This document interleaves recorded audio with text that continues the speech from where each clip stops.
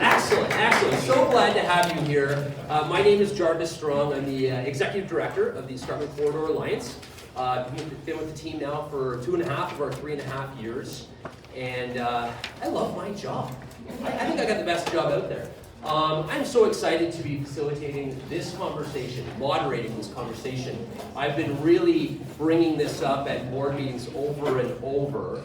And everybody agrees that, yeah, we need to think a little differently.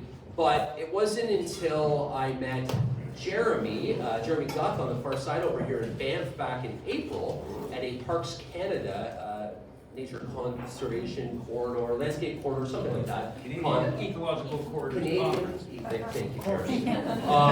That I thought, okay, here is someone who knows what they're talking about, brings some credibility. Let's get him in front of some of my board members, my donors, my volunteers to talk about what's possible. And then I connected with Mary Kate, and I'm going to introduce them both in a moment. But first, just kicking it off here. So the idea here, conservation finance, talking about nature and the economy. Bruce alluded to this a little bit in his opening. We at the ECA believe, and we know in our hearts and minds, that we do not have to, as a society, choose between healthy environment, and a healthy economy. But we have to think differently, and we really are advocating hard for that. So we really need to think about how we can invest in nature instead of always withdrawing from it, building on it. I mean, we need roads, we need lumber for houses, all these things, but let's get smart about it. And so we really want to think differently, and the conservation economy white paper that we put out 2 years ago was one way we got thinking about that. But now I'm thinking, what's next in this area? And so we don't have a specific number. We're studying an area of influence of 220,000 hectares, so 220,000 square kilometers. I think that math is right. That's pretty big. And what makes this area pretty unique is that we are what I call near urban nature.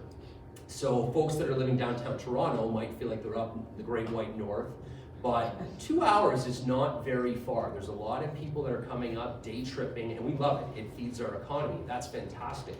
But it is a little different than when our friends at the Nature Conservancy of Canada or one of the big governments decides that they're going to do a massive landscape level conservation project north of Thunder Bay or in the Northwest Territories. And that work is amazing. We have to do that. But we can do it down here. It might be a slightly smaller scale, but we have to think about it a bit differently. Land prices are higher.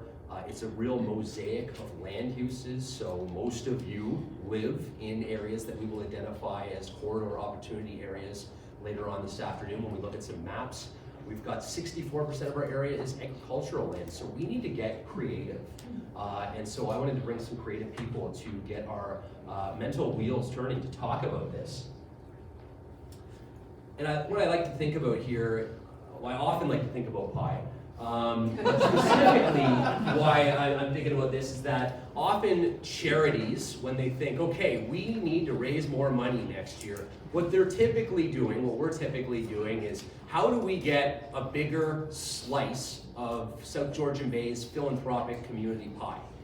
And that's just the way it has been when most charities rely on community donations, private foundations, a couple of public foundations and government grants. It's a pretty fixed amount of money.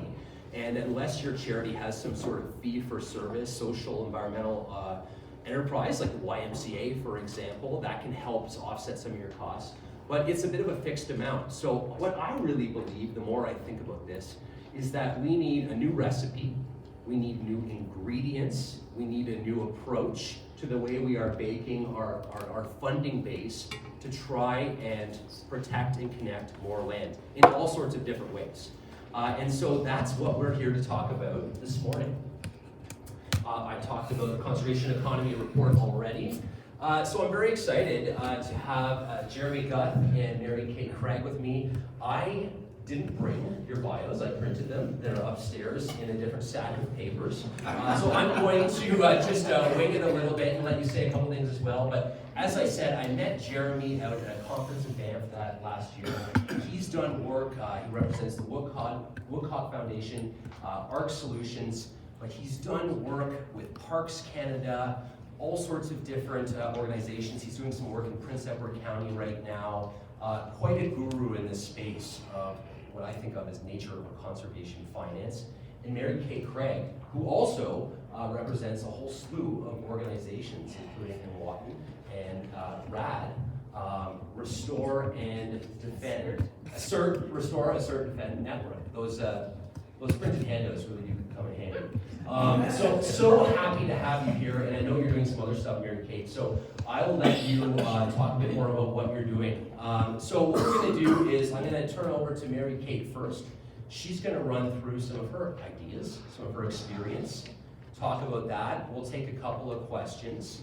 Then I'm going to pass it over to Jeremy, and then we're going to have a bit of a freestyle session here. I've got some questions that I can ask, but I'd really like as much audience participation as possible.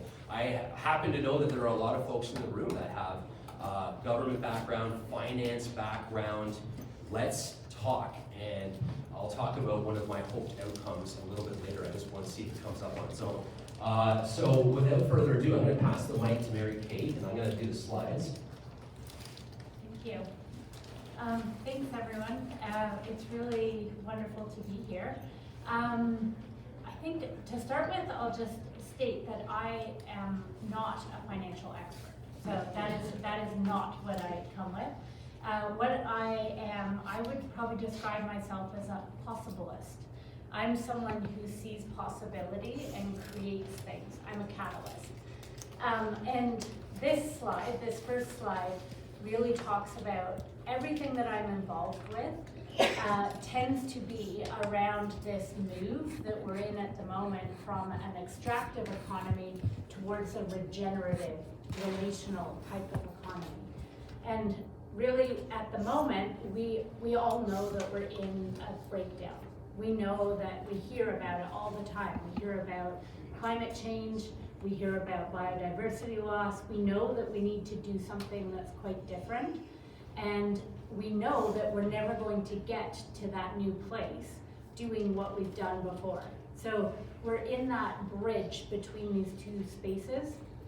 And the interesting part in this is, what is that new regenerative economy? What does it actually look like? And the interesting thing is, we can't actually describe it yet because we don't know. We get glimpses of what it's going to be, but we're actually building a track towards something that we can't quite describe yet because it's arising. So we're at that point at the moment. We're in what I call the hot frothy area, where everything's a bit charged. There's a lot of uncertainty, and we're making things that are new. And most humans actually are not very comfortable in that space. So that's a space where something's disappearing, which I would say you could use the word modernity around what's disappearing and what's starting to break down, and something else is arising. And I'm using the words of regenerative future, regenerative economy. And the two real things that need to change in that is how money and power flow. So we're drawing that down, money and power, we're drawing it down to things on the ground, grassroots, people who are land connected, and we need to change the rules to allow them to do the things, to allow all of us who are land connected people who are operating from holistic values to move forward. So that gives the context. And really, this new future that is coming, these new spaces that we're moving into, where we're really building an airplane in the air, it's about new governance, new economy, new learning. We may learn from the scaffolding of what is here at the moment, but what is coming is not what's here at the moment. So and so we're always in that space with a foot in how it exists at the moment, and then a foot forwards into how it could be. So today we're talking about a conservation-based economy. So this is an economy that's actually supporting livelihood, social justice, protection, restoration, and nation building. And it's, at the core, it's about ecological, cultural, and social values. Go to the next one. So this is just a list of, some different versions of how this can be, how it can be held. So the first is Indigenous Protected and Conserved Areas, IPCAs. So if people haven't heard of IPCAs, in 2017, there were 1 or 2 IPCAs in Canada. These are protected areas led by Indigenous people. But now we actually have over 200 that have been declared. So there was a large effort by a group called the Indigenous Circle of Experts. They did various gatherings across Canada, and then they created a report called We Rise Together that laid out for the federal government the pathway to Target 1, the pathway to protecting 30% of the land in Canada. And the pathway is IPCAs. So that these protected areas need to be led through Indigenous knowledge, Indigenous values, and Indigenous people need to be at the heart of that. So the other that's up there is Indigenous Guardians Program. So these are guardians who are on the land. There's also things like payment for ecosystem services. There's community-based fisheries management, different ways of managing our forests, natural climate solutions that are really rising at the moment. There's we talk a lot about carbon and carbon sequestration. Natural climate solutions are a way to try to monetize that, a way to bring it to market. It's fraught. I mean, it's the focus of my 7 years of PhD research at the moment is how to enable this. And in Canada, it's fraught with a lot of barriers. But it does represent a market that exists right now. And it represents a way to potentially gain monetary benefit from lands that are protected. There's ecotourism and regenerative agriculture, and then of course community and conservation land trusts and restoration and fire management. These can all be parts of a conservation economy. And then these are just different ways. I've listed them out. We'll talk about in this session, we'll talk about many more of these in different ways, but there's land banks that exist in different spaces, acquisitions and easements, there's community bonds and impact bonds, there's different endowments that can form the basis. Some of the most successful and largest conservation economies at the moment in Canada. For instance, the conservation economy brought forward by the Coastal First Nation in BC. That is based on a large endowment at the center, combined with other financing sources. As it's the only there's 2 successful Indigenous-led carbon projects in Canada at the moment, and Coastal First Nations is one of them. So they're really leading the way. And then from that, the financing from that is able to support the guardians on the ground. It's able to support lots of cultural revitalization. It funded their big house. It funds all sorts of things that are important to the healing and land relationship of the Coastal First Nations. There's also municipal government mechanisms, many different ones, and enterprise and circular economies. I mean, these can really be knitted together. So sometimes we talk about a conservation economy, and then separately we'll talk about a circular economy. And I would encourage us, you could go to the next slide, to really bring those 2 together and to talk about a regenerative economy. So to talk about in a place-based way, what are the things that we can actually do to support the change in land relationship, the bringing together of finances to actually create this new regenerative future. So really what it's all about is financing to restore and enhance living systems. Go to the next one. Okay, so my take homes from this and what I hope we'll touch on is we know we need new approaches, and we know that there are existing models that do work that we can learn from and adapt. We know that conservation finance has to be part of this broader transformation, so it's really about shifting money, power, and the mindset. And yeah, there are these proven models that we know that we can work with. And I would say that for anything that we're doing anywhere in Canada, we need to be really asking questions about land back and Indigenous partnership at the center of any conservation efforts that we are doing. We have to make sure that those Indigenous values are represented and are right at the center. Otherwise, we're going the wrong direction. It's always, which direction are we going? If we don't have Indigenous people firmly at the table early on, if Indigenous people who live in the area are not beneficiaries of the activities that are happening, then we're going backwards, not forward. So I'll just put that in strongly. Okay, I'll give it to Jeremy.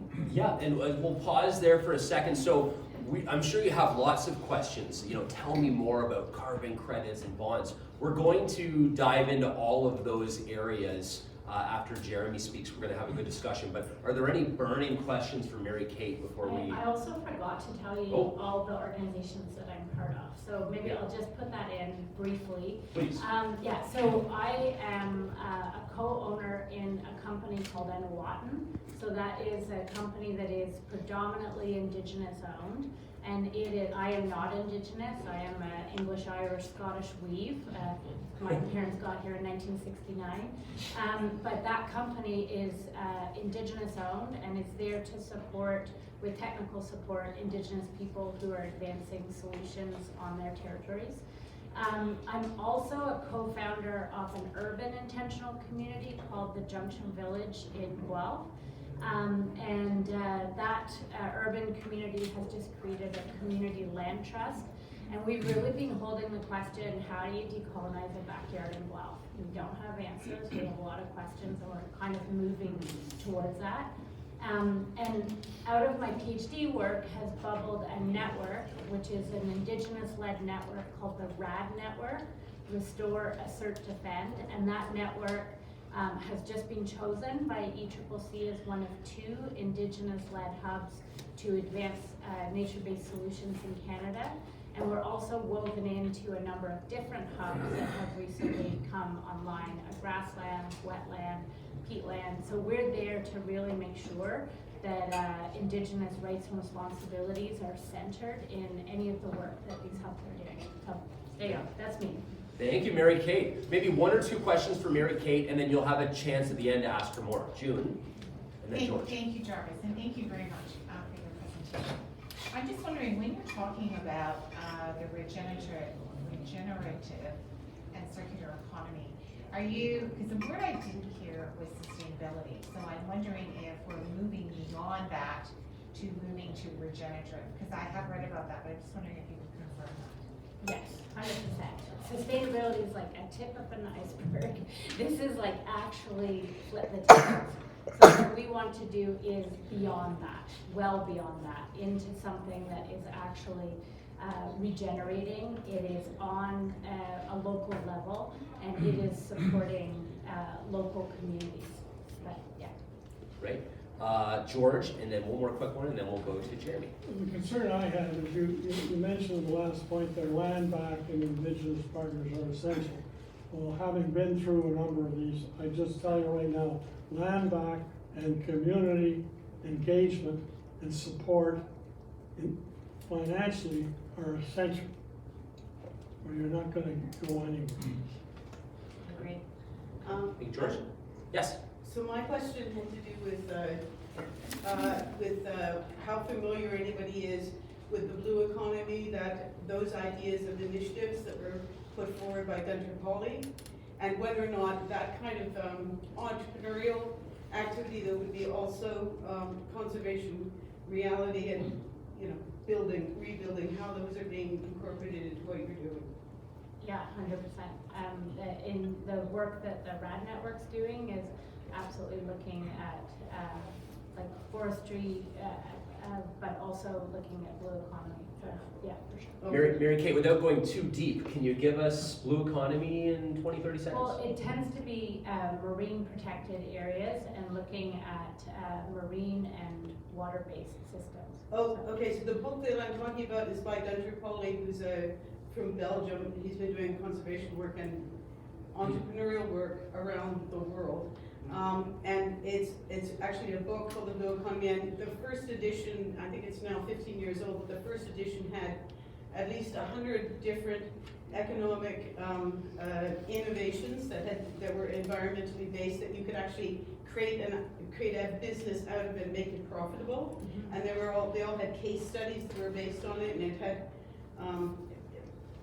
anyway, I would like to recommend that, because I think that rather than, he's gone ahead and done the reinventing of the wheel, and I think that those case studies need to be looked at, and people may want to be investing in that, as opposed, because when you look just at the pictures, it looked like the picture at the beginning, there's all the extractive economies, and then it looked like, you know, a perfect paradise where nobody's actually employed, honestly. They look like they're having fun in the economy, but they don't look like they're making a living. And I think livelihood has to be at the center of this. Yeah. So 100%. This Okay, has to. so I encourage that Gunter Pauly book. He's got various different. Thank you very much. of it. Yeah. What's his name again? Can you repeat? Gunther Pauly. Duncan? Gunter Pauly. Gunter. Yeah. Gunter. And sorry, your name was? Alison McGillivray. So if you would like to learn more about that, please talk to Alison McGillivray. As we break. There we go, Alison, you're now a spokesperson for that. I just want to make sure we have lots of time for discussion after we've done a really good download from both of our speakers. So hold any more questions you have right now, jot them down. Jeremy, can you tell us a little bit more about civic infrastructure bonds and some of your experience in this alternative reality of nature finance? Thank you very much, Jarvis. Thank you, Craig. Nice to be here. Before I dive into what I'm going to call like a handhold or foothold on the slippery slope for finance for nature, which is something I've been working on, I'm just going to pause for a minute and do some distinctions, because I think there's been a bit of confusion. I saw someone coming into this room saying, is this nature and economy or nature and finance and trying to find finance? They are different. You know, my favorite character in My Big Fat Greek Wedding is the father of the bride who finds, you know, the Greek root in every word, and you know, he'll explain it to you, and I'm going to try on that and say the economy is household management. That's basically what the Greek words mean, and so it's like what we've got now and how we're managing it. Investment is different. I mean, some people in the current household management are accumulating what you described as money and power, and you know, what are they going to do with that? How are they going to invest that and maybe change the household to get to a place like you were describing, an aspirational place where you have a regenerative economy or world or society, and that takes investment, and that's where we're not going right now. Jarvis, can you switch the slide, or do I have to? Oh, sorry, I was just trying to turn it up a bit. Oh, I'm sorry. Yeah. Yeah. Give me a test there, Jeremy. Testing. Is that a bit better? Yeah. Okay. Sorry, everyone. Well, thank you. I don't know. Sorry, yeah. It's too loud. No. Come back. That's too much. That's too loud. Carolyn, are you able to, can you try this? Yes, I can. Yep. Sorry, we're a small grassroots team here. Thank you to our volunteer, Carolyn. Nick and pointed at your mouth. I can do it. Oh, yeah. Yeah. Or not. There we go. I just wanted to get that sound. Yeah, so I wanted to get to investment and you know, the idea that, you know, we invest in future economies. Economies could go one way or another, the way that Mary Craig describes, or they could go towards what I kind of basically say is no future. And that's what's basically happening. This is a problem statement, so you can see that $7 trillion is invested each year in activities that compete nature. $7 trillion. And you can see the usual suspects, and you can see what they have managed to do over the last 50 years. I mean, I was particularly struck by that, wonderful, terrible slide of Jody's. Her and her family going down the Colorado River, an incredible rapid. And if you can think about the current actual investment at $7 trillion, as the Colorado River is taking that family off a giant waterfall. That's the scale of the project we're talking about, or at least it gives it kind of an animated and slightly horrible aspect. And so you can see that damage is estimated to be, to redeem that damage is going to take $140 billion a year, and that we are we're $700 billion,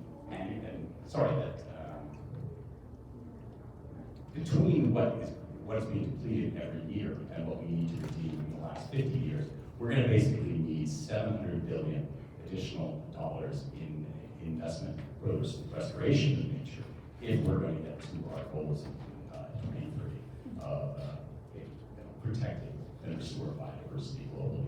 So that's the problem, and that gives you an idea of the scale. And as Jarvis mentioned, most conservation organizations are nowhere near that scale. And there's very little financial opportunity, as it were, for investors to participate. And so that's been kind of a problem that's preoccupied me for quite a while. And so the civic bond came out of that, and it came out of being a second year for a grad student at TMU, who's working in urban planning, and talking about the problem of cash and loot for parks in the city. And so a lot of people are probably familiar with that problem. The city of Toronto, between the years 2016 and 2018, can't remember quite the numbers, was pulling in $100 million a year in revenue for cash and liquid developers. And none of that was really translating into meaningful parks. And the thesis was on that problem and just basically a forensic review. But talking to that student, it came out of that we had this idea that maybe instead of worrying about where you could spend $100 million more meaningfully, what could you do if you could borrow against that income? How much money could you raise for parks? And that number of 5% in those days was, upwards of $1.5 billion or more. And that suddenly becomes really, really meaningful money for parks in an expensive place like Toronto. I don't know how many of you guys have been following the Mount of the Dawn restoration that's been happening there, and how exciting it is. That's a restoration in a park project, that's got global attention just because of the scale as well as the quality of it. And that's $1 billion. So, when you start thinking of those scales, you start thinking about more, Mount of the Dawn, more waterfront Toronto scale parks for cities. And that gets really, really exciting. So, here's the situation before the, looking around the investment world before coming up with this idea of the civic infrastructure bond. We've got capital markets, creating private wealth. There's an absence of community ownership, and there's just really not very much opportunity for that private wealth to invest in nature. So you can float from there. And this is what's needed. If you're going to get money at scale into nature, this is what those investors will need. You need to short sources of repayment, annual interest payments have to increase the guarantee in line with other market instruments, they have to be competitive, and it has to be in line with perceived market risk as well.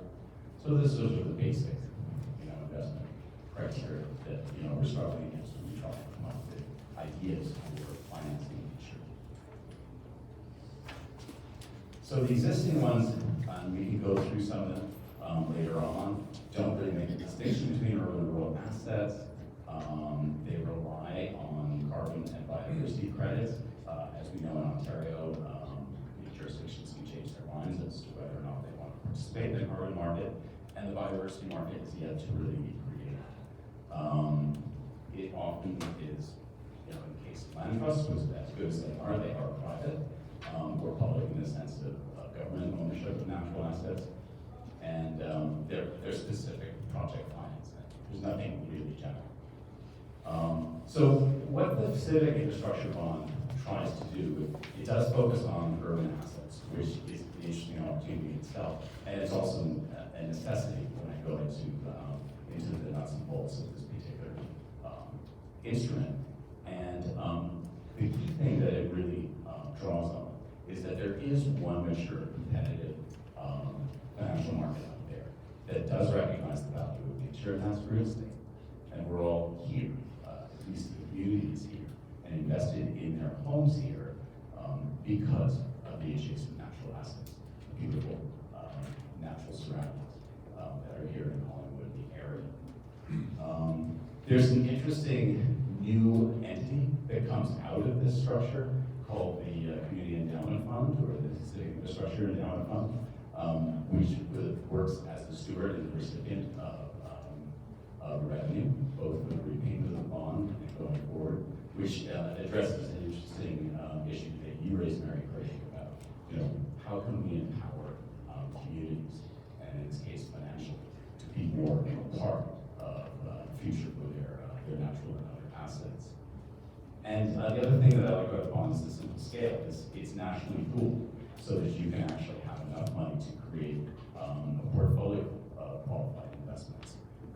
And that will reduce the risk to investors, and it will also increase the scale and the diversity of the benefits that come from it. So, where are we right now?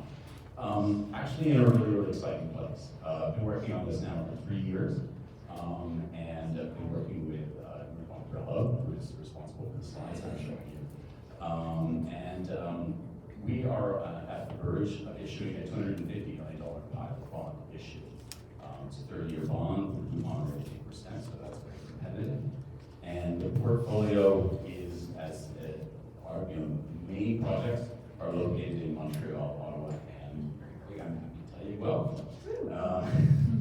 So I'm not as familiar with the Guelph projects, but the Montreal ones, for people who know the city, it would be working in the city of Saint-Laurent, which is in the process of converting itself from being largely light industrial and commercial into residential. And it's also working in the Techno Park, which is that area just north of Pierre Trudeau Airport, and where there's a considerable number of headwaters for small riparian systems on the island of Montreal. And in Ottawa, we're working with the developers and the National Capital Commission on the development of the Garden Flats, just to the west of Parliament. So that's a really exciting project. So how does this bond work? Okay, basically a bond is a borrowing instrument. So you create, you underwrite this bond and issue it out there. In this case, it's $250 million. And then you use those proceeds to invest in a portfolio of natural assets, public assets. In this case, parks in the Techno Park in Montreal, parks around Saint-Laurent, and a park adjacent to the development of the Red Plants. Once those are in place, or once the agreements and the intention is in place, and the money is in place to do that, an extraordinary thing typically happens. You get developers coming up and knocking on your door and saying, hey, you've got this wonderful park on the books. We'd like to build next to it. Because we understand very clearly that we will receive return premium if in fact we build next to the park. And so this is where the genius, and it's not mine, I have to give full credit to Anastasia Morova-Millen, who's the founder of Umbrella, came up with, and that basically says, absolutely, you can build next to our park, but you have to give something back to the natural asset, which will benefit you. And that basically comes down to what she calls a smart covenant, which is placed on title for the developer's property, and it requires that on any transaction that triggers a capital gain, and that of course can be a sale, but it can also be refinancing for particularly rental real estate. 5% of that gain goes to the Community Endowment Fund, this public entity I referred to earlier, and that revenue cumulatively will pay back the bond over time. Now it's a covenant on title, which is really interesting to contemplate, because a little bit like land trusts, who put easements on titles, it's perpetual. So as long as those real estate assets exist and continue to transact, and as long as that public asset exists and continues to benefit the returns on those adjacent real estate properties, the money will continue to flow in. So it's perfectly possible to imagine that revenue would come in eventually pay back the bond, build the park, and then carry on coming in. And so you suddenly have a community endowment fund that has significant revenue coming into on a scale that is much larger than most nonprofits as we understand them now today, that have community ownership and empowerment. So it's an exciting side effect that comes out of it. So yeah, that's more of a description of the civic covenant, which I think I've covered. And this is some slides just to give you an idea of what are the types of natural assets that we use to select the pipeline, as it were, for investments.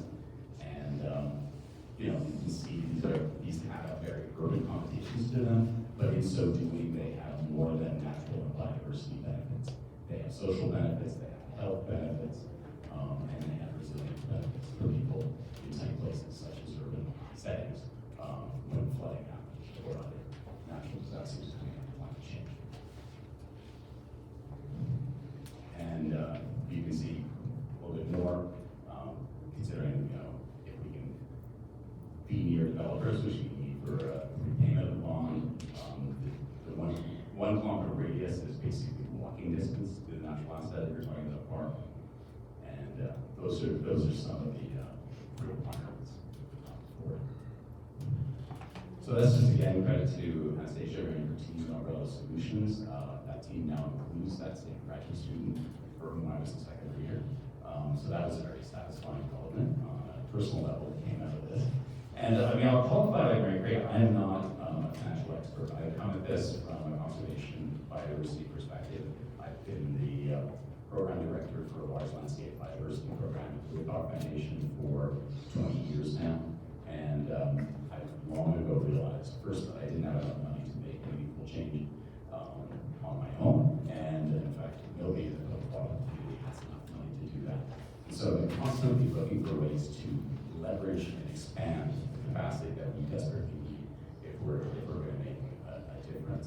And it goes again to what Mary Craig was presenting on, which is like, how do we change society? How do we change our economy, our world, so that it reflects much more the values and the components that she described?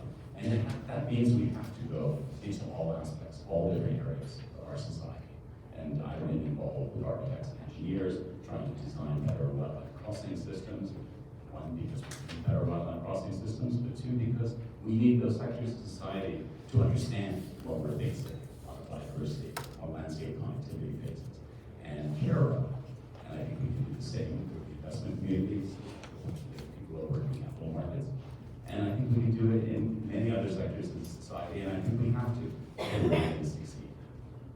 So I'll leave it at that, and I'm happy. I think there are people in the room who have a lot more sophistication in financial markets than I do when I'm here presenting. So I'm hoping that we can spend the rest of the time, certainly answering questions, but also having more of a dialogue about, what's possible with this and what other possibilities might be out there. Thanks. Thank you, Jeremy.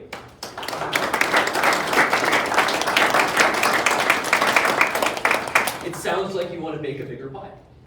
That's what I feel. Oh yeah, much bigger. You sound hungry. Let's start with some questions for Jeremy on civic infrastructure bond related to that, and then we'll go a little broader. Pam, were you? Well, mine was bigger. Can you save it for 5 minutes? Yeah, we'll just kind of stay on topic, and then we'll think blue sky. Yes?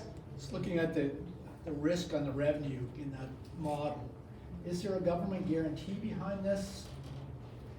No, there isn't yet, and that's a really, really good question. I mean, it enables me to basically do my pitch because we have in place, we have the design for the bond, we have the stakeholders lined up. What we don't have is the risk capital. We believe this will work. We believe that once the developers sign up and start to move on this, that it will easily start to pay for itself. This will be a mainstream instrument. 250 million is just a pilot. I mean, if we can prove that this works, then the pension funds will pile in. And it's not inconceivable to think civic bonds being issued regularly at the billion-plus level across this country, in the United States and elsewhere. So we're at that key point where There is high risk because it's never been tried before. But we need some catalytic capital that would be willing to try this out. You have to start somewhere. Yeah. At the back and then here and then here. I'm a little unclear, when you're talking about developers sort of opting into developing around this green space. I'm just a little unclear as to why they would do it, given that you're not carving off pieces of the parkland to facilitate that land for the developers. It's land outside of that, but in the proximate area of it. I'm just a little Oh, sure. unsure about No, I mean, there are a lot of studies out there that you can look at where private real estate development adjacent to public protected natural land outperforms others. And going through this paper with that Jean-François wrote for his master's thesis. I mean, one of the big voices that he identified were those of developers and frustrated developers in Toronto who said, hey, we're putting all this money into these condos we're building, and we're also carving off 5% of that to give you for the park. Where's the park? We want the park. If we don't have the park, we're not getting as much of a return as we anticipated. So they're perfectly happy to, this is even a better deal for them than that model, because in this case, hey, we're borrowing the money to build the park. You don't have to put a penny out. In fact, you don't have to pay until you succeed, until you gain.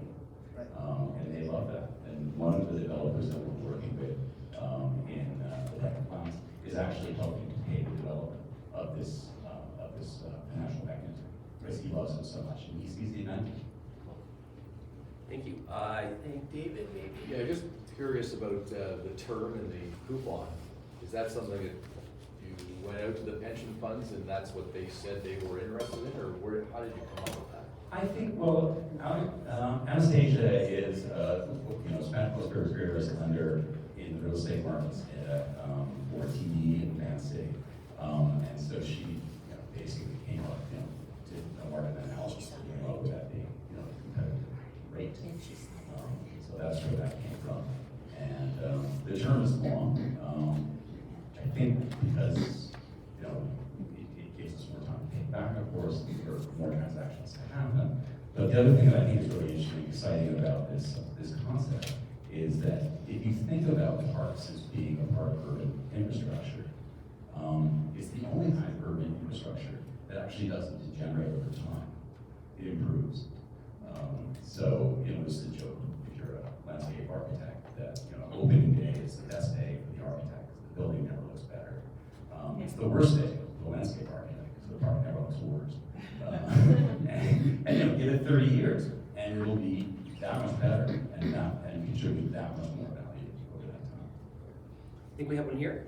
I guess you talked about changing the rules. I think that was one of the opening pieces of your statement or Bruce's slide. Yeah, well, I said it. different. You're changing the rules, Yeah, So there you I go. don't understand how this changes the rules, because the rules seem to be this seems pretty much within this fairly standard financial profit motivated system. So how does this change the rules? Doesn't seem to change them for me. No, it doesn't, but it does. So you're playing but it inside does- the same ballpark.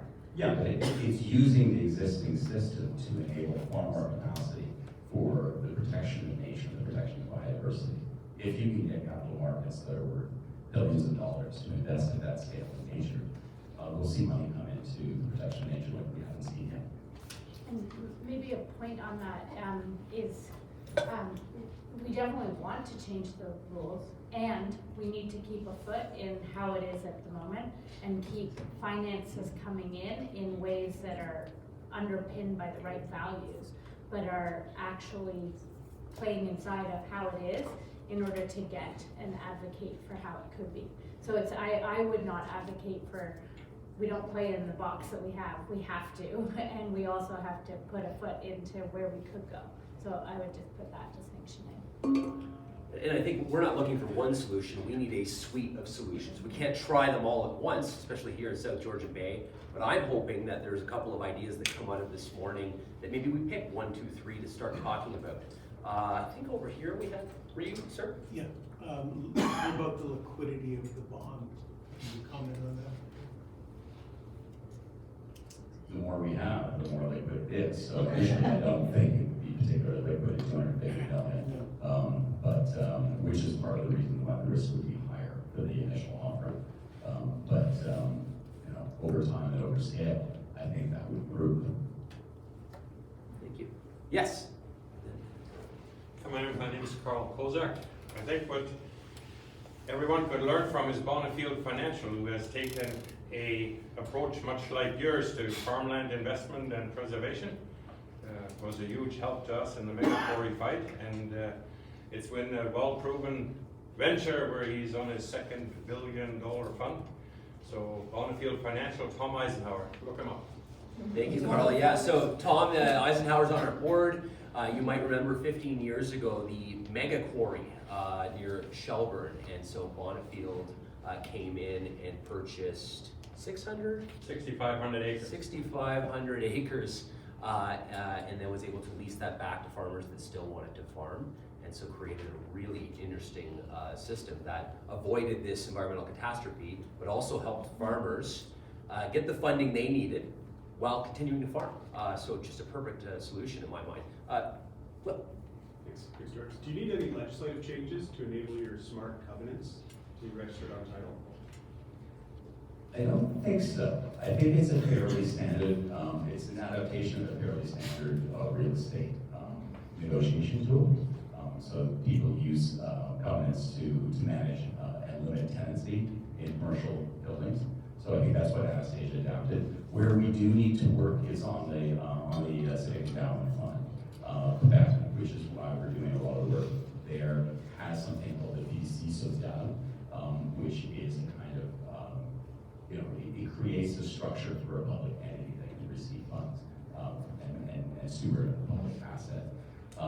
Something like an REIT needs to be adapted to give it a more of a public face in the rest of Canada, English law Canada, to make that more effective. And actually, to your question about changing the rules, that's an interesting area in which we actually are trying to change the rules and trying to create a new sort of public and community entity specifically that is public but is focused on a particular asset relating to that community. Jeremy, really quickly, can you help us out with covenant? A definition for anyone that's a little less financially savvy, like myself. Well, the covenants and easements are restrictions on what you can do with your title, and they are usually taken out for the benefit of another party that pays or agrees to, in this case, the park next door. Thank you. And I also want to thank you, Jeremy, for the clarification at the beginning. So yeah, conservation economy and conservation nature finance, not the same thing. I think there's some relation there in that we're trying to encourage innovative economic things, job creation that invests in nature, but not the same thing. So I'm glad you did correct that. I think I was a little loose with my headings. I think we were, Robert and then Alex. Are we ready to broaden the discussion a little bit? Yeah, and you can still ask Jeremy about this, but we can go broader. So if I may, okay, you had a slide on conservation economies, and basically I just wanted to see if there's any parallels or learnings. When you mentioned ecotourism and regenerative agriculture, is there any similarities or learnings with ag tourism and next generation farming? I'm just asking because there's an economy, a big one in ag tourism. Can that be replicated over into ecotourism? Just asking. I don't know, but I'm sure it could. One place that this ecotourism dollars are flowing is in the tribal parks in Twelquit territory, where they're actually asking businesses that are benefiting from tourism coming in, they're actually asking them to give amounts towards the tribal park. So absolutely, I think where we compare things together, so where there might be regenerative solutions in agriculture, and in this area this would be a perfect space for that, then absolutely we could be pairing that with ecotourism. And I think that having places for people inside of conservation areas is like vital, you know, and if we're creating protected areas that people can visit, but nobody can stay there, or nobody can actually be there, or like the point around affordable housing is a huge one, because often you have conservation spaces that people, nobody can live there, or you can only live there in certain ways. So I think weaving that together is also possible. I don't know if that answers your question. Absolutely. Definitely important. We talk a lot about ecotourism. We don't always talk as much about ecotourism, and I would say it's pretty much on par in this area, Robert. Alex, and then here, and then there. I just wanted to get some clarity on the language. You said the money is pooled nationally, and then just distributed locally after, or can it be targeted? Are you talking about the bond? Yes. Yeah. Can it be targeted locally right off the bat, or does it have to be prioritized within that national system? I think, no, yeah, I think what I meant is that the scale is national. So once you get up into the hundreds of millions, ideally into the billions, then you can start to invest in a pipeline of projects. And you can set the criteria for those projects, and then, you know, scope out across the country looking for them. I mean, the one restriction and the challenge is, and I think it can be overcome in a place like Collingwood, is, you know, the looser the urban fabric becomes, the harder it is to find proximate real estate development that's willing to, you know, to place a covenant and provide the revenue for the bond. And the other problem is that, you know, private individual housing, like in a place like Collingwood, becomes much more difficult and unwieldy to, you know, set up a covenant system with, you know, hundreds of private household owners than it is with a developer who has, you know, a more concentrated project. I'm going to go here, but I just want to give a warning wherever you are. My friends from the University of Waterloo, I am going to be calling on you in a minute, so this is your 2-minute warning. I want to hear from you. Yes, and then, yeah. Thank you. My name's Tobin. I am curious about the transitory steps, moving towards changing the rules and different ways of financing and running economies. I'm thinking specifically from a municipal perspective, looking at how we are already using asset management and budgeting, but there's on the horizon, there's natural asset management. And given the fact that our funding comes from taxes and fees, and that's based on population, but it's not based on seasonal visitors, so seasonal visitors can put a great strain on infrastructure that exists in the more rural municipalities. So I know it's a giant question, but if you have any suggestions for those transitory steps, I'd be grateful. Well, and I think part of that is how you create partnerships and relationships to enable that, but it's also like you can, I almost put the word easily in, I don't think it's easy, but you can add in taxes or levies or, you know, different ways to actually draw from an area in order to create a fund that is supporting something like natural assets in an area. Just the same way that you might have a levy that comes out around any other infrastructure. This has simply so far been an infrastructure that is not on the balance book, but it needs to be.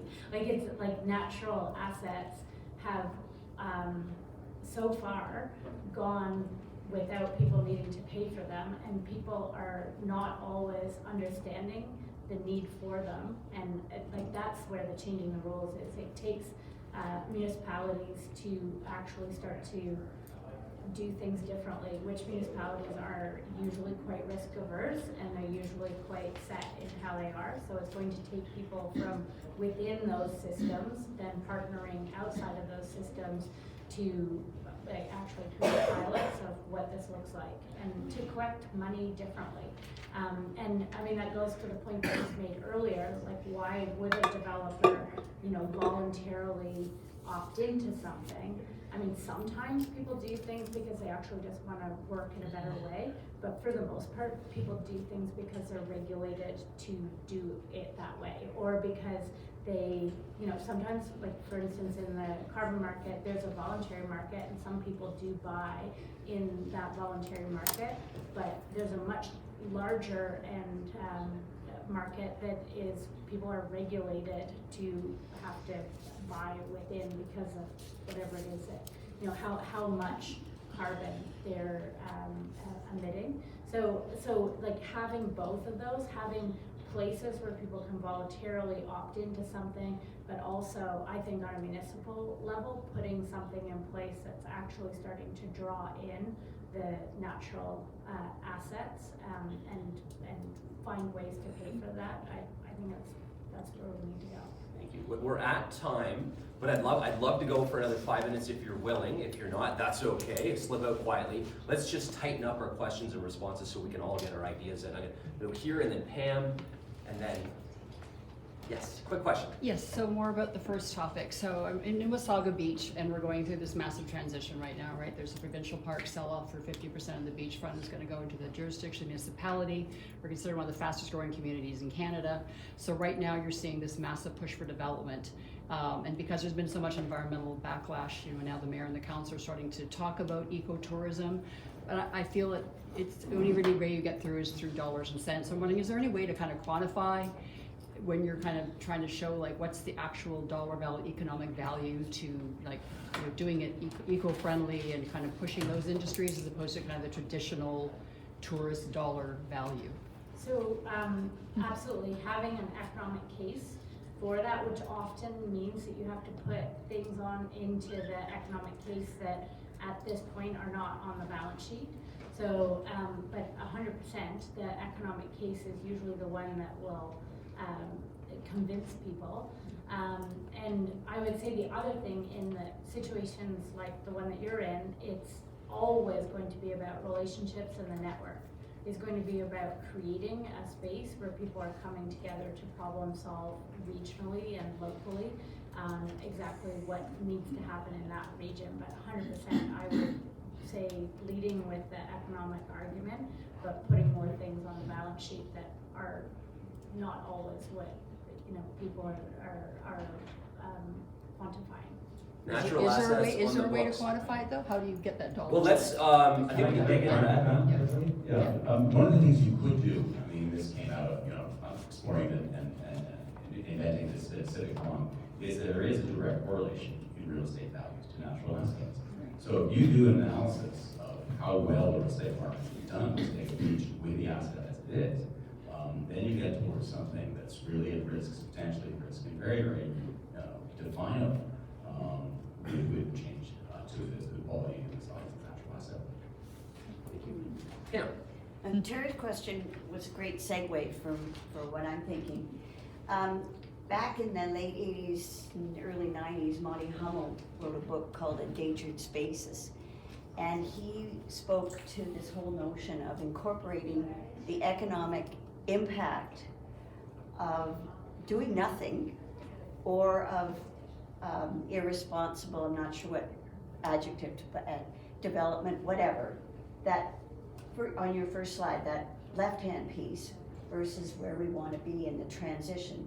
So in order to change the paradigm for the general public who are not drinking the Kool-Aid like the rest of us here,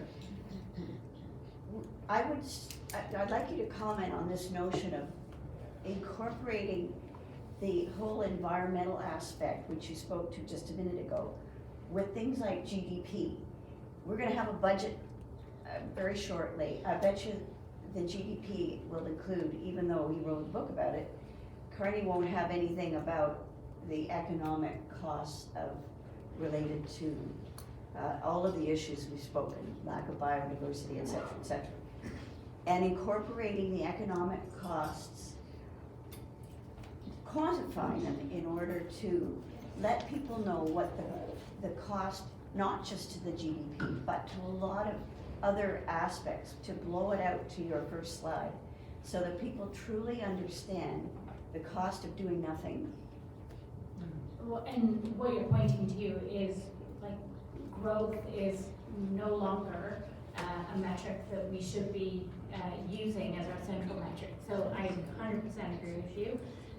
And we need to actually start to create what are the things that we're going to start to measure.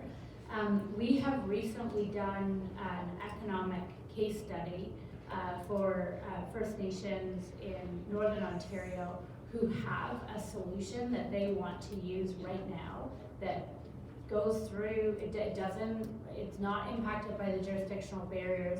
They have it, they're doing it right now, it's already happening, and there are specific provincial regulatory things that are not allowed, like there's actually a specific agreement that isn't signed, and that the economic case for that not happening is one of the things that we're trying to highlight, like that, which is exactly as you're pointing to, the economic case of doing nothing is actually huge, massive. Thank you. Jeremy, did you have a quick thought on that? Can you throw that slide on picked up that I have in there? Tell me when I get there. Okay.